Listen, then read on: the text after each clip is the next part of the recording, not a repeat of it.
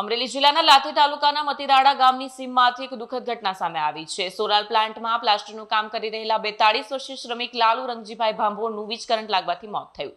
પ્રાપ્ત માહિતી મુજબ બુધવારે બપોરે આશરે 2:30 વાગ્યાના સમયે લાલુભાઈ કામ દરમિયાન એલ્યુમિનિયમની લેવલ પટ્ટીનો ઉપયોગ કરી રહ્યા હતા। દરમિયાન તેમના હાથમાં રહેલી પટ્ટી ઉપરથી પસાર થતી 11 kV વીજ લાઇનને અડી જતા તેમને જોરદાર કરંટ લાગ્યો।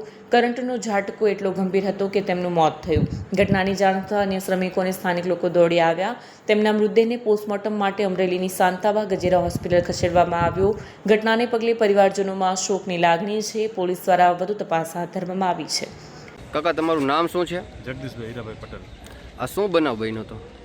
ચણતર કામમાં પ્લાસ્ટર દરમિયાન ઉપર લાઈનને અડી જતા શોર્ટ લાગેલ છે।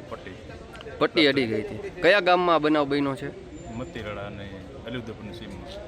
અને સોલાર પ્લાન્ટની અંદર સોલાર પ્લાન્ટ કઈ કંપનીનો સોલાર પ્લાન્ટ છે? ડીઓન એનર્જી। અને આ બનાવ કઈ રીતના બન્યો હતો? કેટલા વાગે બન્યો હતો?